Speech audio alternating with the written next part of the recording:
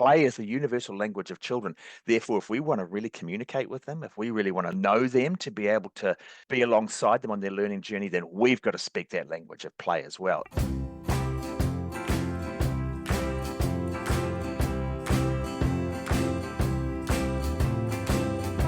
Hi, this is Rusty Keeler, and you're listening to the Play Nature Podcast, where we talk about play, nature, playing in nature, and the nature of play. I'm glad you're here. Let's have a listen. Hey, Robin Christie? Who's that? Kia ora, Rusty. Kia ora to all the people out there in Rusty Land. Thank you for this opportunity to contribute in some small way to what you're all up to in your spaces, wherever you are around the world. My name's Robin Christie. I'm an early childhood teacher by trade. Forgive my accent. I'm from New Zealand, Aotearoa, at the very bottom of the South Pacific Ocean. So please, Rusty, perhaps you could help if I start to speak too quickly or start to use too many flattened vowels. Please maybe just give me a signal, whatever it is. So my wife, Tony, and I, we're both early childhood teachers. And at the end of 1993, we pulled what little money we had together, bought a rundown house in a pretty rough part of Christchurch in the South Island of Aotearoa, New Zealand. We knocked all the walls out of it. We lived in one room in the corner, and the rest of it became an early childhood centre. So we were both dropped into the deep end, being 20-year-olds, and we learned pretty quickly how to run an early childhood centre. I had to learn how to use a whole lot of power tools and build playgrounds and do all the maintenance and all that sort of stuff. And we loved it, just loved it. It's a fantastic opportunity to be around very young children, to learn from them, as well as to help them and their families accomplish some really pretty special things for those young people. So now we live in Wellington, which is in the North Island of New Zealand. We have 4 small early childhood centres. They're all in converted homes. So we're very much going for a sort of a homeliness, a very much a home away from home sort of feel to our centres. In each centre, there's between 20 and 30 children, depending on the size of the space.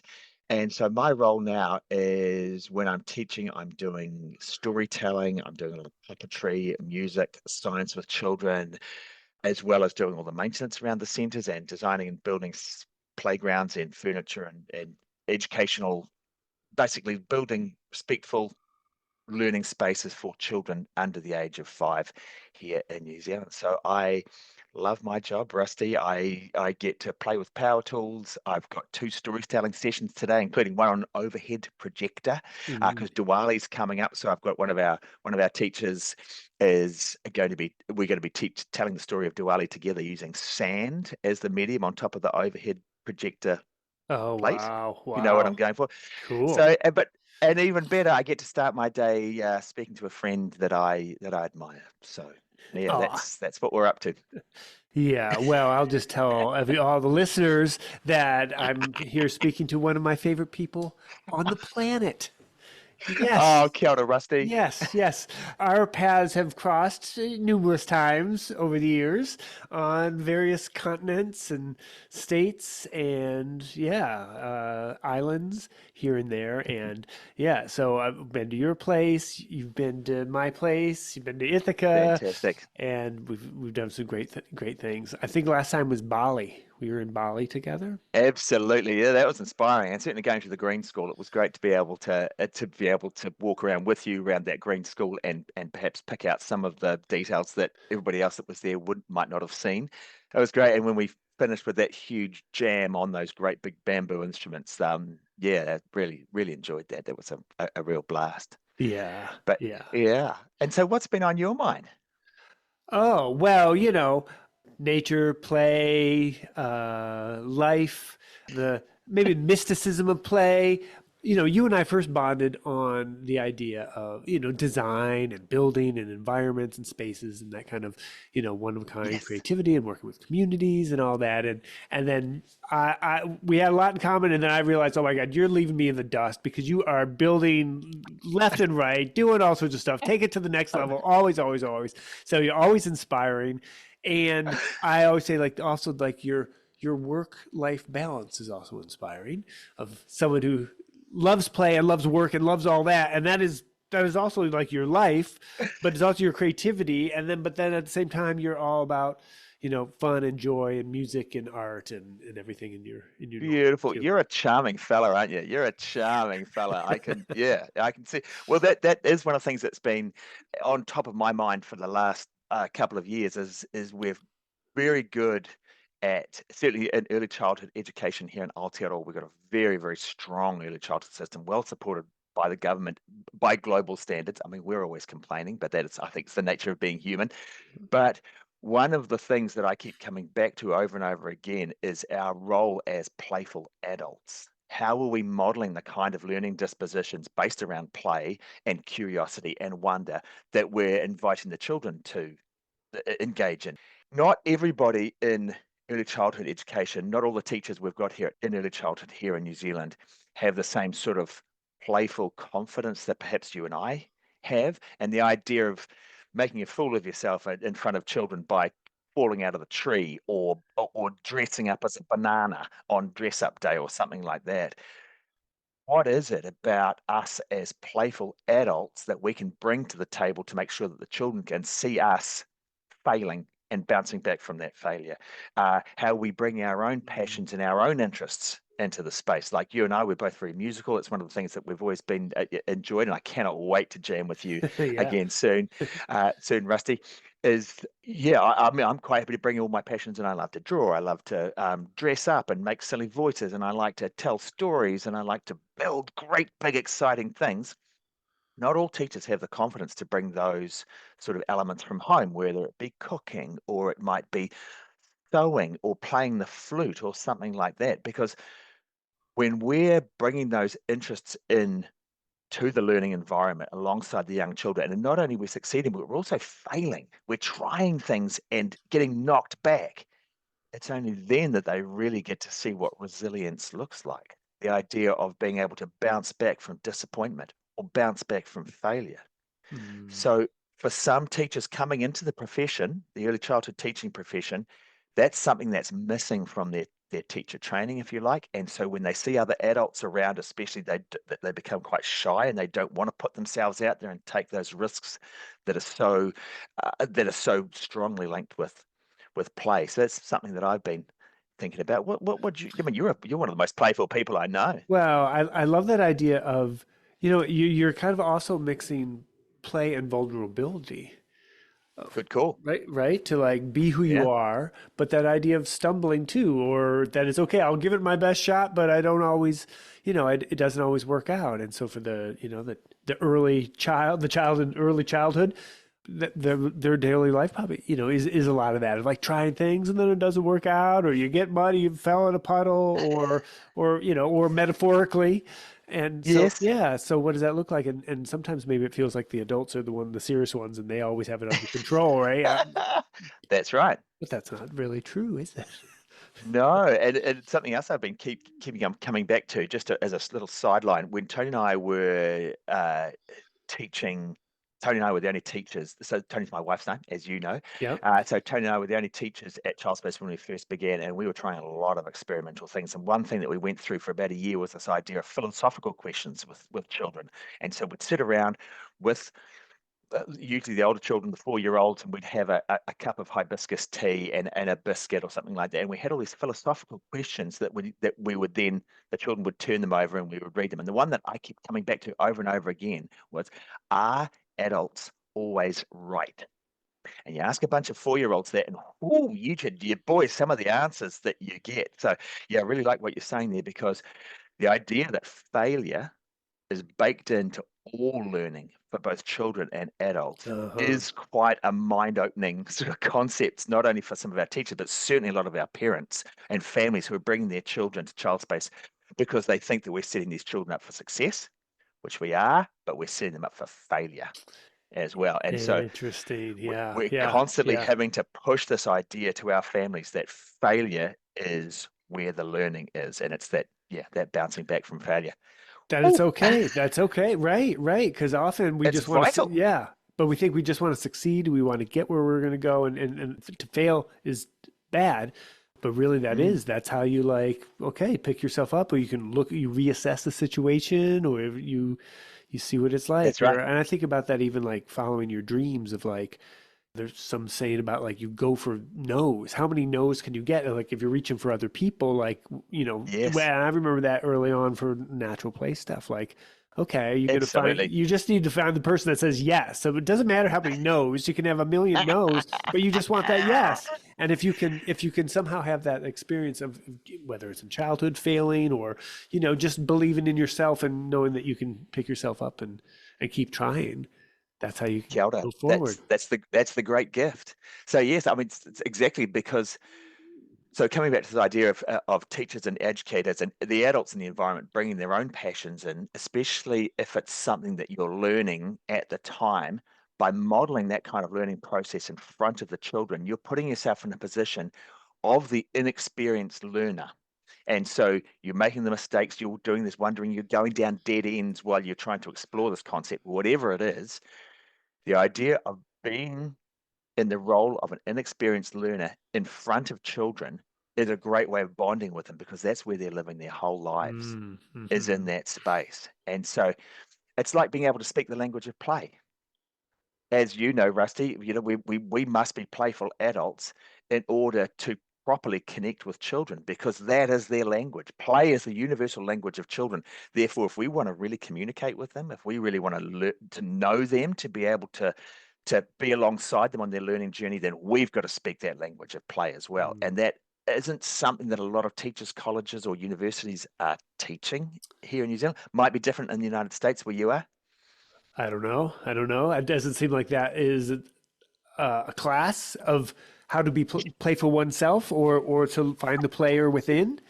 I think I you can look, imagine yeah, you right. being a Right. You'd be a great professor Oh in that. yeah, I there we can I go. can see you in a tweed jacket, and the tweed jackets that have the leather No. patches on the Oh yeah. elbows. Oh yeah.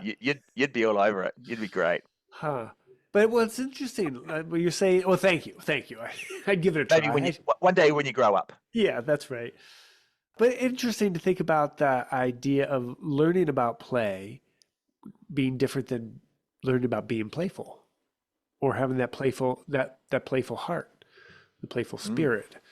And it doesn't mean that you have to be overly silly or goofy. I mean, I think children can like sense it just by looking mm. at you like, hey, this person's, they're, they're down with it. They're down with the play. They're down with the play exactly because I mean one of the things about play and adulthood is that because play is so strongly associated with dead ends, with failure, with what can be described as a waste of resources, some adults think to themselves, "Well, this is going nowhere. I'm not going to put in the time and effort to try to hang this hammock between these two trees because I can tell it's not going to work already, so I'm not even going to try or whatever it is." That's not a terribly good example, but that's an example of what I'm talking about because play is inherently risky. Play is inherently full of dead ends that go nowhere and can be seen as a waste of resources. And so one of the things that we're trying to help the adults in our learning environments learn is that there is no such thing as a waste of time. It's all just learning. You're going to fall on your face sometimes, and you're going to end up with mud all over your body, and you've ripped your pants. You've ripped your pants, and you think everybody's laughing at you. But here in this space, here at Child Space, we're going to hug you all the way up, no matter Aw. what you do. And it doesn't Mm, matter what you do. We are going to love you anyway. Because our teams are so small, because we've got this culture of what we call whanaungatanga here in the Māori language of Aotearoa. And forgive me if I keep saying kia ora, kia ora. Kia ora is literally kia ora, which means have life or be healthful. And it's a very, very broad term. It can mean thank you, can mean hello, can be well said. So mm. just for your listeners out there, when I say kia ora, Rusty, what I mean is you're a flippin' legend, Rusty. But yes, this idea of having a Kia ora, culture. Robin. Kia ora, Oh, Robin. well said, Rusty. Kia ora. Yeah. Kōrero pai. Is that we've got a culture where not only is failure understood, but it's expected. We're looking for our teachers to push themselves beyond where they think their abilities are. Okay, so then how is that going with teachers, or what's that look like for a new teacher who's like, wait a second, what? I thought I was just going to be here the mature adult in the background. Absolutely. Yeah. Yeah, absolutely. Luckily, we are putting this through right in the interview process. So our interviews for people who are wanting to come and teach at Child Space we actually call them play days, where we pay the prospective applicant for the day to come in and actually be at one of our centres, preferably the centre at which they are applying for the job. Okay. And there's no faking that. You can't, all the CVs in the world and all the Zoom interviews in the world are not going to take the place. Within 10 minutes, you can see if they've got it or they don't. And that way they know they're embedded in this play culture. They can see other adults who are modeling exactly this. Also, just like our families, when the families enroll their children at Child Space, they know right from the word go that their children are going to be engaged in adult supported risky play. And the reason why that adult supported risky play is so vital to their child's development. They know that their child's going to be outside in all weathers. They know that there are going to be a lot of men in their children's lives, and those men are going to be taking part in all those care moments of nappy change and helping them to sleep, to give them solace when they're upset or unhappy. Those men who are teaching with us are going to be part of that life, and they know that the adults in this space are going to behave like goons now and again. When they have to. They have to, and we keep saying to our teachers, look, if you're dressed up as a toucan, like I was the other day, and you're actually halfway up a tree going, "Ooh, ooh, ooh, ooh," whatever it is, and an adult walks in, a stranger walks in, they are looking at you and they are admiring and they are respecting the fact that you're dressed as a toucan, you're halfway up a tree going, cuckoo, cuckoo. They're not laughing at you. They're not looking down at you. They're looking at you as an expert in human development who they admire. Uh-huh. Uh-huh. And that's a bit of a mind change for some young teachers coming into the profession. Right, right. So those people may wish, wow, look at that person up there. They're free, right? Right? They're Exactly. being free. Yeah. Exactly, Rusty. Well said. Yeah. And then maybe people wish they could be like that or yeah, I like think that, they do. that They're just more. jealous. Yeah. Of the banana suit. Yes, I feel very lucky that I'm one of the few adults that I know that has a whole dress up rack. Uh-huh. So yeah, it's lucky. But one of the ways that I've been starting to communicate with some of our teachers about our role as people who are actually engaged in play. I'll go back a step. The dominant pedagogical discourse, if you like, here in New Zealand is the idea of the emerging curriculum, whereby, and I'm sure it's a term that many of your listeners will be familiar with, and it's the idea that the child's interests and the child's direction guides the play and guides the learning at all times, which is great. And we've been practicing that for coming up on 20 years now, where we threw out all the planning posters and it's spring, right? We're going to do a whole lot of themed spring stuff, and we're saying, right, what is this group of children into right now, and how can we provision that Mm. play? How can we extend that play? How can we allow them the opportunity to explore these concepts from lots of different directions? So drawing and making huge oversized models of them using our loose parts or whatever it is. The only thing is, if the children are the only ones who are driving the lines of inquiry, then not only does that not give room for provocations from adults, but it also means that adults can't bring their own interests in. Mm. And again, back to this idea of modeling. Yes, the children's drives and the children's interests and the children's urges are what's driving the main part of the program, but at the same time, they've got to look at us as people who are exhibiting those exact same learning dispositions that we were talking about for them. If we're not modeling curiosity and wonder and failure and all those things Yeah. we're talking about, then children must think we're just dead boring. Uh-huh. They're saying, look at all these talk. They're just following us around, taking photographs and writing stuff down. I mean, golly, they're boring. Why would I want to hang out with them? Uh-huh. Uh-huh. When the world is this fascinating, incredible, wild place that makes no sense or it's weird or you want to find out what's going on and different every day. Absolutely. Yeah. Absolutely. There's only one way that they're going to develop those working theories, and that's by having sensitive adults who have their own questions and curious adults are just as important as curious children in the learning environment, in our opinion. I love that. I love that. It's kind of like what we were saying just earlier about it made me think of beginner's mind, right? Like Yes. the Buddhist, we all have that beginner's mind, right? We can cultivate Beautiful. that. Yeah. Is that a Buddhist term? A Buddhist I concept, did you think say? that's how I always thought of it. It came Yeah, from, makes a lot of sense. like Yeah, that's not something I know a lot about. So that makes it does make a lot of sense. and so I think it's also that childlike quality of like, well, yeah, how do things work and why is life the way it is? And I want to find out Mm, more.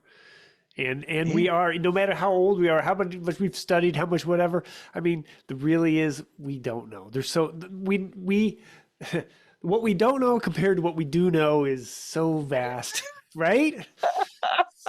So yeah, so we should always be curious and that sense of wonder. Yeah, absolutely. And something really interesting that I've been doing, we hosted a national conference on the weekend, and one of the things that I was speaking about was this idea of curiosity, and especially curious, what we call kayako. So that's our teachers, basically, curious adults. And what Hmm. does curiosity look like? And one of the first things that I found out when I was making sure that I had a decent research base for what I was talking about was the idea of separating curiosity and wonder. And a lot of people would say Okay. that they're interchangeable concepts, but one way of looking at it is that curiosity is an intellectual state. It's a natural inbuilt part of children's learning that says, I want to find out about these things, especially because by filling in the gaps in my knowledge, I reduce the uncertainty in my life. So here's something I know something about. We were talking before a little bit about working theories and how children understand the world. Here's something I know a little bit about, and yet there's so many things I don't know, it makes me feel uncertain. So that curiosity is an intellectual drive to fill in those gaps. This is the information gap theory. Forgive me, I should have my reference here in front of me. But yeah, so that's the intellectual part, the curiosity part. The Okay. part is wonder is a state of mind that touches our emotions. It's Hmm. a feeling. And so it contributes to the learning process by making sure that children are strongly engaged with whatever the learning is because of that feeling of awe or humor that they're finding it funny. Maybe that's the emotional connection or fear. So much about what children's learning and play is about is playing with things that scare them, things that about which they don't really know. I mean, there's a lot of cops and robbers play going on at the moment at Child Space because, of course, at the end of the day, the family's going around locking all the doors and saying to the children, "Let's just to keep the robbers out." And off they go. Everybody goes off to bed, and the child's lying in bed going, "What are robbers? What are they Robbers. doing? Are they going to come around here?" I mean, I don't know very much about robbers.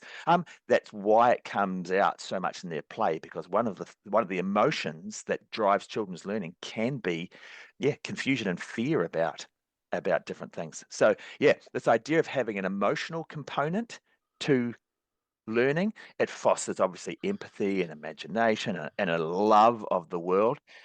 But yes, that separation between curiosity as an intellectual pursuit and wonder as an emotional pursuit and how they bounce off each other and how wonder that's our role as adults a lot of the time is to make sure that the wonder in the world is obvious to children so that it sparks their curiosity. And one of the things that I'm always doing, and I must look like a complete goon, is when I personally am feeling a feeling of wonder or excitement or whatever, my whole body wears that stuff. Oh my Yeah. God, did you see that worm? I can't believe we cut it in half with our spade. Oh my goodness, what do you think about that? That's a pretty Yeah. gruesome example. Sorry, Rusty. Yeah. Wow. I'm feeling some emotion. Yeah, yeah, Yeah. yeah. Well, luckily, the side of the worm that's still got the saddle on it, you know this already probably. The saddle is the little fat bit Yep. at one end of the Yep. worm. That's gonna regrow. And in some worm species here in New Zealand, the other end will regrow as well. So Oh, essentially, what yes. we've got is now two worms that are going to go off, and once they recover, they're going to grow up into two worms. And isn't that cool? So there it is. It's curiosity and wonder. There's the wonder of like, oh my gosh, look at that. Look what happened. And then curiosity can be like, okay, well, what scientifically, what's going on there? Absolutely. Hey, just a little So aside.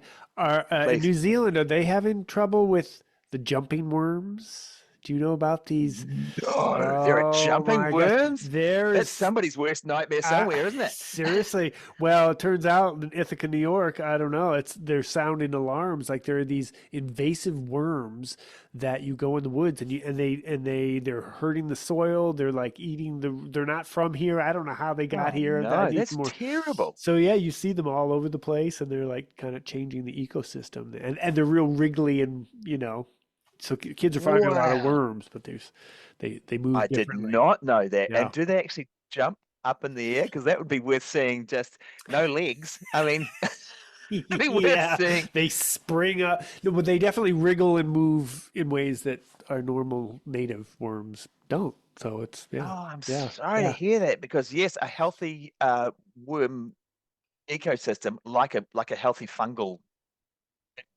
ecosystem, is absolutely vital to forest health, isn't it? So, yeah, yeah. oh my golly, I'm sorry to hear that. I wonder how they got there. Are there I, worm fanciers out there who are importing exotic worms for I don't know whatever it is that worm fanciers get up to? yeah, yeah, maybe. And they just escaped. They jumped out. They just. I Over won't the send electric any. fence and gone. I Okay. won't send any over to New Zealand. Yeah, they get out. They take over New Zealand.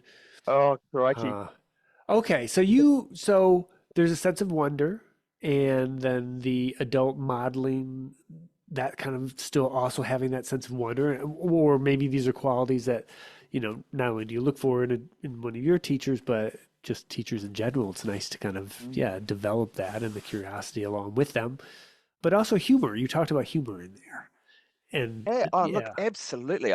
That's something again that I'm really, really excited about. There is actually quite a lot of research into human development in children, but also in adults. There's an academic journal called the Journal of Adult Playfulness, and there's a lot of okay, information there about how playful adults and playful children are using humor in lots of different ways. And again, it's not something that was ever in my teacher training college. Nobody said a word about humor, and yet if you look around any interaction anywhere in the playground, at the pub, in the supermarket, wherever you are, humans use humor an enormous amount. And I think sometimes we forget how important it is because humor creates connections between people. It's a great way of displaying a shared understanding, especially if it's a humor that's incongruous, where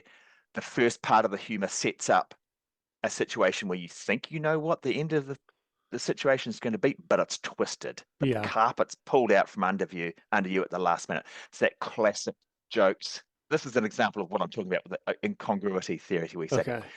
I want to die peacefully in my sleep like my grandfather, not screaming and shouting like all the people in this car. Okay, terrible joke, terrible example. It's the only one I can think of because I'm looking at you, making me nervous with all your beauty. But so coming back to the humor, what it means is that if you Okay. can share a joke with somebody where you set up, you're helping a child put their socks on, talking about it Yep. like a 2-year-old, and Yeah. instead of putting the sock on their foot, you put it on your ear. Yeah. Right. So that's the incongruity. When you can both laugh at that, what you're doing is you're displaying that you've got a shared understanding of what it should be. And by changing it, and then, haha, we both get it, you have the release of that energy of the incongruity. So humor is really amazing for connecting with other people. You've got this shared understanding. And also, humor is also incredibly important for diffusing tension. If you've got a tough situation, and your listeners will be doing this a lot throughout their lives, I'm sure you've got a tense situation with another adult or with a child. If you can somehow turn that into a joke, that tension is released. It might not Yeah. have solved the problems, but at least if you've had a quick laugh together, then you say, right, this is a friendly encounter. Now we can move forward and solve this disagreement that we're having or anything like that. So also, humor is also an amazing way for children and adults to gain attention. And for children, attention and the ability to have the serve and repeat with adults is incredibly important to their sense of belonging, to their sense of understanding. I don't know how many of your listeners out there have children under the age of 5 who are learning knock knock jokes. Do you have Hmm. knock knock jokes in your part of the world? We sure do. Okay, right. And these knock knock jokes go, knock knock, who's there? Table. Table who? Table went under the table and then the chicken got it, or whatever it is. Yeah. And then we all laugh, not because it's a funny joke, but because the serve and return of humor has allowed us to have that special moment together. So it's a great way of attracting attention for children and adults. So it's a really, really useful for children to learn this sort of stuff. The other thing that we've been working out about humor is it's allowing children to test concepts that confuse them or scare them, like we are talking about before, in a space that is safe, is in a space that is playful and has no consequences out in the real world. You can be talking about concepts like your grandfather driving a carload of people off the cliff, which is not funny now. I'm so sorry I used that as an Yeah. example, but Golly. golly, this is humor is a space where we can play with ideas like that in a safe way. And of course, humor is really fun and humor is really enjoyable and it's distracting. And if you've had a child who's hurt themselves, my personal approach is not to come over and say anything, but just to be there. Often we'll have a hug, and then when I can feel their sobbing subsided and their heartbeat slowed, one of us might say something that is humorous, like, well, that's the fastest anybody's gone down that slide, isn't it? And Yeah. then we Yeah. laugh. Yeah. It's okay. We have another hug. They go back to their play. So Yeah. humor Yeah. is really important in that way. But you're a funny bloke. What's on your mind? Well, I was just gonna say I like that idea of it as being a connecting force, and that it's almost like a harmonic resonance, right? When there's a Yes. humor, or you break the tension, or just that you're in on the joke, right? There's Yeah. somebody, yeah. When you're in on the joke, the sock on the ear, or whatever it is, and if you think you're outside with kids and you're in on the joke, whatever's going on, Well said. that's special. It's beautiful. It's great. And because we're all about relationship building, then yeah, I'm just trying to work out how to convince educators and teachers and adults that not only is using humor with children a positive thing, it's a vital thing. It's like adult supported risky play. I mean, people sometimes think, oh, yes, it looks all cute and lovely, and we've got some planks and stuff like that. It's going to look great on Instagram. What people don't realize is that adult supported risky play is vital for children's development. It's best practice. We must be doing these things. It's not about whether we're going to allow children these sort of play experiences, it's how, because we must. The research from around the world is showing this. And Yeah. I have a funny feeling that humor is the same. I'm Huh. designing I'm part of a team that's designing a playscape for children with autism at the moment, a public playscape. And one of the things, and I've been talking to a lot of people about their experiences with young people with autism, and one of the things that keep coming back to is that for a lot of these young people, the inability to have humorous interactions with others is one of the things that's stifling them socially. Very bright young people, a lot of love and things like that, but Yeah. because humor is often non-literal. So you're being right, or you are messing around with the order of the world and how it should be. For some children with autism, where order is the vital structure upon which they can hang their understanding of the world, when you mess with that, it messes with their sense of balance and equilibrium. Uh-huh. Uh-huh. This is that. This is a very heavy left turn on this conversation. Well, no, well, I mean, it's almost like that idea of like we were talking about resonance or that harmony. And but Mm, if you perceive your perceptions of the world or the way you interact, say if you're on the, with autism, you interact in a different way. mm. And so what is your connection to the world, to the physical world or to the non-physical world? And like how you're saying, like, different categories of thinking or ways to make your way in the world. But then the idea, Mm. you've talked before with design and environments about the idea of respectful spaces. And so that idea of like designing in a space with autism of like, okay, well, what are their needs or how do they perceive the world or how do you, yeah, what can you offer them in multisensory ways? Absolutely. Did you know that I worked on a autism nature trail? over here. No, tell me, Yeah, please. yeah, you should look this up because it is really special. It was an honor to be a part of this project. Kia It ora. was a big project, a state park, a great state park in Western New York State here. Amazing. And it was a public-private partnership. I guess it was these three women who got this idea. One was a former principal, and other people in this district were like, we want to have children. So often, like, okay, there's a regular park, and families, anybody's welcome to a park. But, if Mm, you perceive the world or you act a different way, if you're on the spectrum somehow and you're acting different, maybe families are feel embarrassed or normal or people stare or whatever. So they wanted a space that is really designed for people on the spectrum, and it is for them.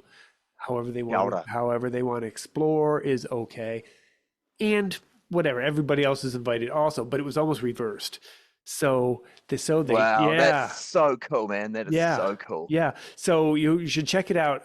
The Autism Nature Trail, the Ant Trail, Autism Nature Trail, ANT. Very good. But Very good. we kind of use that as a theme, and so some of the humor, some of my design. So it was like a 1 mile trail in the woods, and with different stations along the way, sensory station, music station, textures. There's a like kind of anarchy zone design build area, some Beautiful. reflection areas, and where you could be with other people, or you could have alone zones if you want to still do some music but not do it with other people. So Absolutely. A lot kind of of parallel play opportunities. Yep. Great.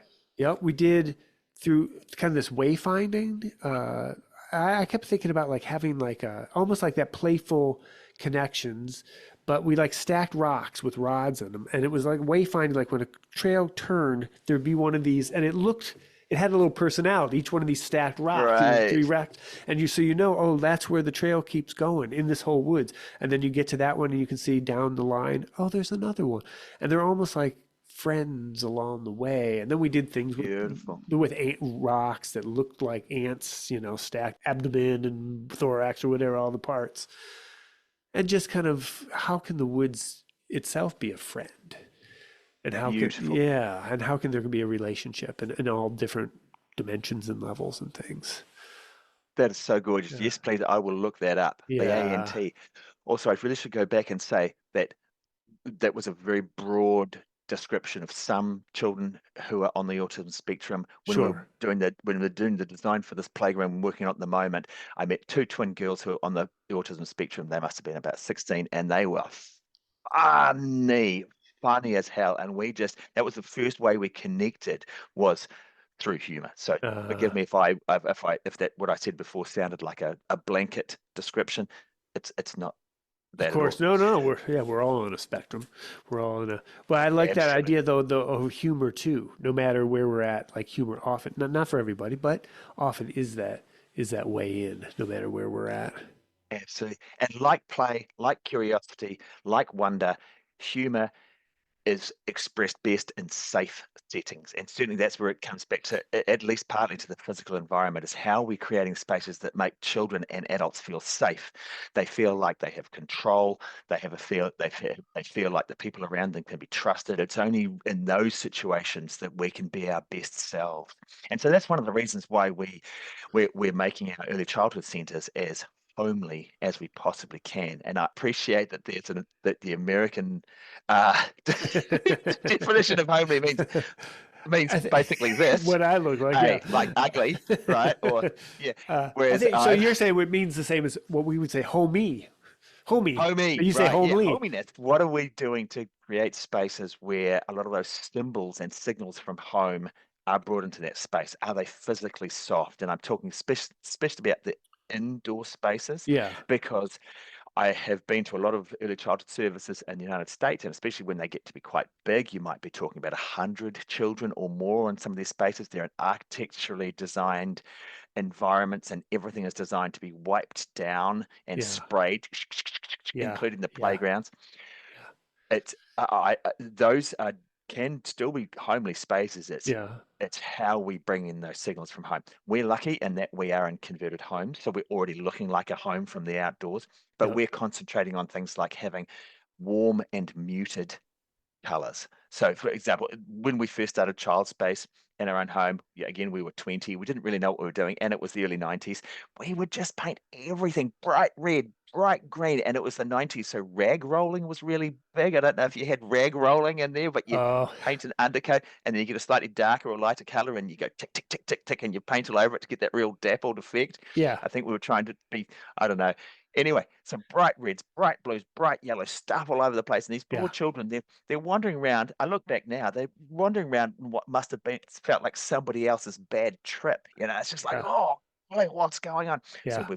these days we're using natural timber, natural wood, soft colors, creams, and everything's both visually soft and physically soft. So we have got couches and we've got pillows and we've got blankets, and the walls are hung with drapes and quilts and things like that. We've got curtains on all our windows so that we can control the light. So the softness can even be in the light. We're making sure the places smell nice. Each of our centers Uh, has the kitchen basically in the center, and there's always food being prepared.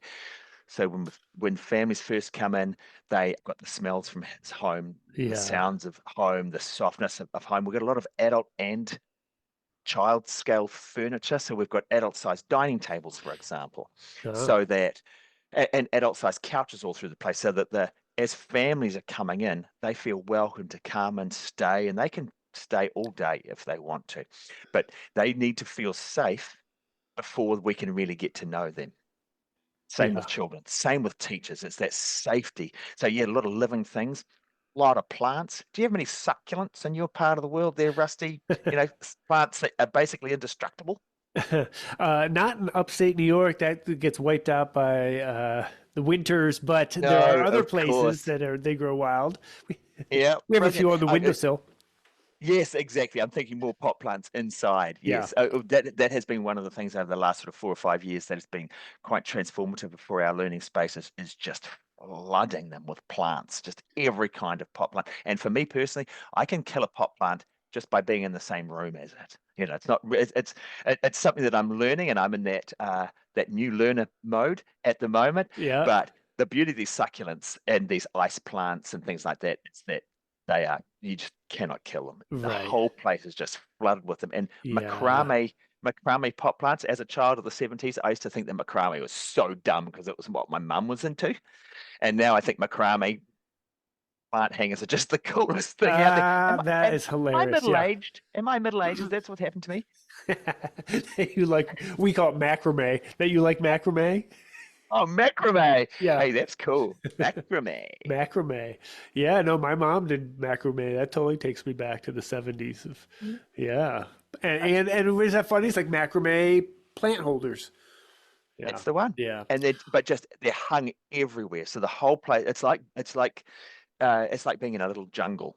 And the Ooh. beauty is, instead of Yeah. having one pot plant on the windowsill, because if that dies, everybody's going to notice. If you have 50 of them, well, if one goes, it's like, Yeah. it's okay. It's It's like a, a Darwinian evolution thing, and we'll just pop you away and we'll get another one. The yeah. children don't mind. But Yeah. yes, 50, 100 plants in every room is one of Yeah. the things that I've been doing. But also the quality of light. Sometimes in architecturally designed spaces, there are just fluorescent Eek. spawn of Satan Yeah. strip lighting. Exactly. Yeah. There's nothing homely about that. So it's one of the other things we've been concentrating on. How are we dispersing the kind of light that we're using, and how are we giving children control over that? So while all our points, our hot points, things you plug into, are up high, so they're at 1.6 meters off the ground, which is 5.5 feet. Okay. Lamps that are coming off those have their own switches are down at children's level, so they get the opportunity to control the light in their Oh. spaces. We're also using a lot of fairy lights, rope lights, standing lamps, just as I'm sure your listeners out there in Rusty Land. Actually, do your fans have a special name like Taylor Swift and her Swifties? They called the Rusties or something, the Rust Buckets, the Rust Belt. I don't know. If you're listening and you've a good idea of a name for the people that we're all together, our community, let me know.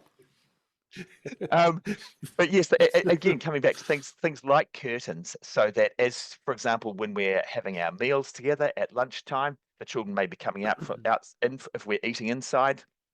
instead of outside, because all of our children are doing as much eating, sleeping, and nappy changing and things like that out in the outdoors. So all Okay. our infants are sleeping under the tree. Yeah. Beautiful. When Beautiful. they're coming in, but instead of just coming into yet another brightly lit space, when they're coming in for that lunchtime ritual where we light candles and things like that, we're actually closing the curtains, we're lighting the candles on each table, we're turning the lamps on, and just by having that sort of control over the light and by softening the light, that's slowing the play down and Yeah. slowing the energy of the space in it.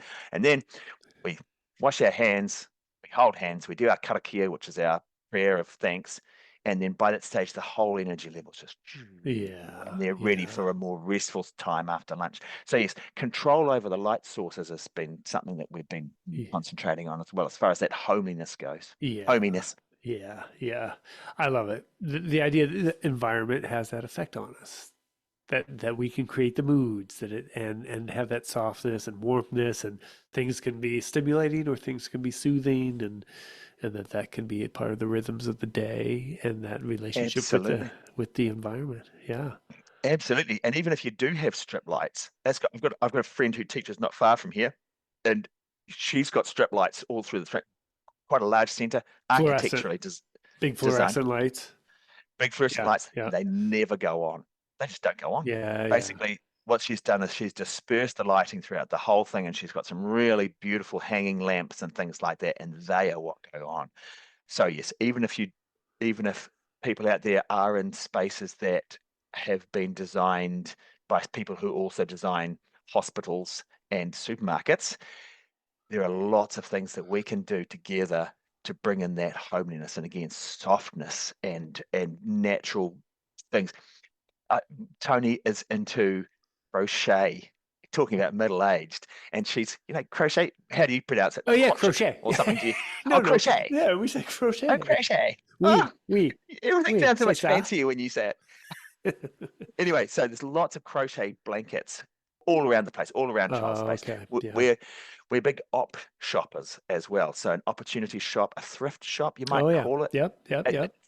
Right, run by the Salvation Army or something like that. Yeah. Yeah, lots of the stuff around Child Space is coming from there. Our tables, our couches, our blankets, our cushions, Love it. all the children. There's no plastic in our environments for the children, so the children are drinking out of China cups, for example. Well, They're pouring, so there's no China plates, China things. They're all coming from the op shop, so they have a great feel not only of homeliness but of a past story that's coming in. Some families will bring in their grandmother's old china because they know that the children will appreciate it, and yeah. so there's a lot of connection with families past and adults' own childhood as well, and Wow. all of that is making children and their families feel safe, feeling welcomed, a feeling of belonging. Yeah. No, I can picture it. Feels beautiful. Feels like home. How about, so here's the question that always people pop up when you start doing unorthodoxly beautiful but homey things. Right? They wonder about, say, licensing and regulators who are used to those more hospital fluorescent wipe down the spaces, and here you have like macrame, man, and right, and crochet. Yeah. So how do you work with your licensors to help them get on board and just, Brilliant. yeah, talk about this? Yeah, really good question. The first thing is the better we know our regulations, the better we can make sure that the regulations are being enacted in a sensible way. Because what tends to happen, it's the same with the playground safety standards and things like that, is Yep. that because not everybody has taken the time to go through the regulations with a fine-tooth comb and actually understand only what's required, people there's received wisdom that will come from a supervisor of the early childhood service who was here 3 years ago, who said something, and that's like, oh, we can't have china cups with the children. Yeah. And everybody's go, oh, okay, well that's what she said, so that's what it is, and so that passes down from generation to Yep. generation of Yep. teachers until it's embedded in the practice, but nobody knows why it's there. Yeah. So the better we know our regulations, the better we can serve our children and our families. So that's the first thing. So for us, for example, the China cups, there's nothing in our regulations that say we have to give children plastic. It just says that they have to be put through a dishwasher at minimum of 60 degrees Celsius. Great. Right. Perfect. China cups, away we go. So that fits into that space. Also, we are very lucky in that our early childhood regulations aren't that prescriptive. They give a lot of space for individual interpretations of those licensing criteria, of those standards. We're Right. very lucky here in Aotearoa, as I think you guys are in the United States. We have enormous diversity in our early childhood education services. So Yeah. there's family-run organisations like ours at Child Space. There are publicly run kindergartens. There are faith-based services. We're very lucky here in New Zealand that we have an absolute world-leading Māori early childhood system called Te Kohanga Reo. And for those families that choose those services, they're often in full immersion. The idea is if you know your regulations inside out, then if somebody comes along with a red pen and a clipboard Yeah. and a sour face and says, oh, no, you can't do that, our approach is, first of all, you say, well, this is why we're doing it. This is intentional teaching. This is the rationale behind why we're doing this. You'll see this reflected in our policies, so our families all know why we're doing this. Secondly, can you please show me right now in black and white where it says I can't do this? Of course, you lay on a lot more charm than that. By this stage, they've had a cup of tea and a biscuit, and the children have made them some cheese scones that still have lumps of flour in them, that sort of stuff. So a lot of charm's gone in before you get to that point. Yeah. So bringing them in to your philosophy and your intentionality and the beauty of the space, but Absolutely. at the same time, be standing up for what you're doing. Absolutely, and don't be afraid to push back if you have to.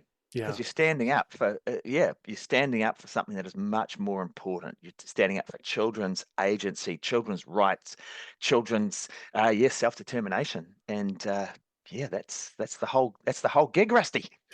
That is. Yay! Oh my gosh. Well, we covered some ground. Boy, you're a great interviewer. You should be on a telly. Come on. I'm on Zoom. I'm on Zoomy. Much better. Well, thank you so much for spending some time with me today. And thanks for the invitation, Rusty. Yeah, more. And I'll have to get Tony on here and then you and Tony together and take it to the next level. Yes, please. Yeah.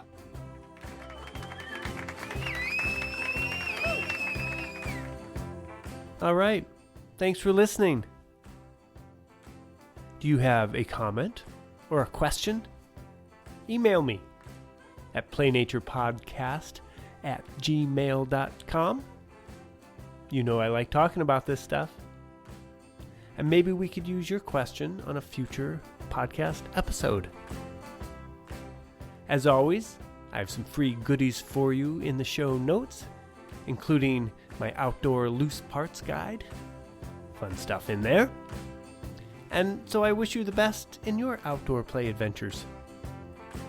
And when it comes to adding nature to your yard, or loose parts, or saying yes to risky play, my favorite motto is dream big, start small, and never stop. Oh yeah. Woo, woo, woo, woo. Let's do it. All right. Have fun out there.